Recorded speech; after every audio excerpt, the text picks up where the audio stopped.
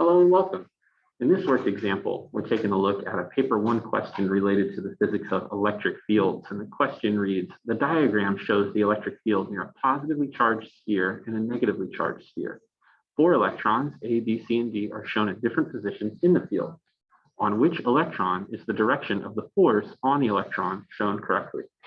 So it's a good question to remind ourselves what the physics of an electric field sort of really is. So an electric field is a region of space where charges experience a force.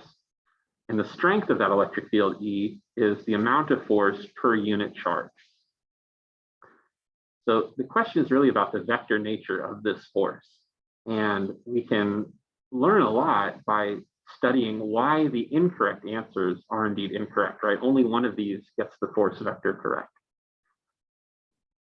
In order of increasing correctness, the answers go B, D, C, A, with A being the most correct answer. And so let's take a moment to realize why. D is obviously incorrect because we know that the direction of the electric field is the direction that a positive charge moves. And so here is a positive charge. If D is indeed an electron with a negative charge, it's not going to move along that line, right? It's going to move in the opposite direction. Other than that, D is correct. In other words, the region of space where these charges experience a force is shown by the electric field lines. The electric field sort of looks like this at this point. Electric field sort of looks like this, right? And we could draw sort of other lines to sort of show what the electric field is sort of doing in between here. So B sort of gets both things wrong. It's got the direction wrong, right? Because a positive charge would be repelled by this positive charge. And we know if B is an electron, it should move sort of towards it, but it's always going to move sort of on a line tangent to the electric field line.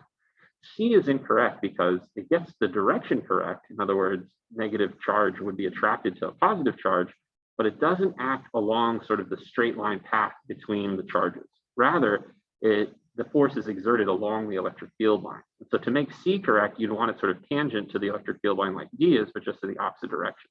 And so D would be correct if it just went this way, like C went straight this way, then it would be correct, but it's not. And so A is the only one that has the direction correct. A negative charged electron would be attracted towards the positive pole, but in a line tangent to the electric field line. So if you thought about like the positive charge that sets the direction of the field this way would experience a force like this. And so an electron being negatively charged experiences a force the opposite way. And that's why A is the best answer to this one. While we're thinking about it along these lines, let's look at a similar question from another AICE Physics paper 1, this one. A very similar question. We have a dipole, which is a pair of charges of equal magnitude. So it's something like a water molecule, right? It's a polar molecule with a negative oxygen end and positive hydrogen end. One negative, one positive. The electric field of a dipole is shown. So they show us the field. Note how the positive test charge placed in the field would move away from the positive end of the dipole. And so the field lines point this way or towards the negative. How would a proton move, right? How would a test charge move? In which direction does the force act on an electron when at point X? And so here we can kind of see like the same incorrect answers, the same reasons why your answer may be incorrect is shown here. A and B are the most incorrect, right? B being the most incorrect of them all, because if this is a negatively charged electron, it's not going to be attracted to this negative end, right? It's going to be repelled from it. So it's definitely not going to go along this straight line.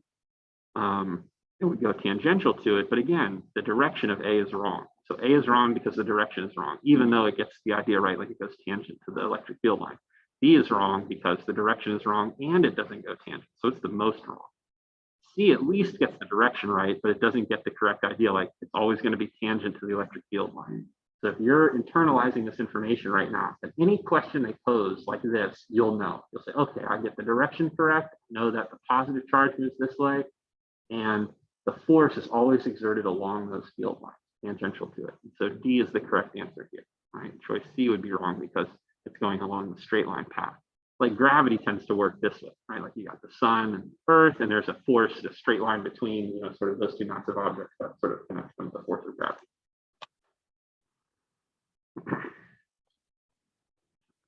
This has been 2 work example questions with Dr. Schleich about electric fields, and we'll see you next time.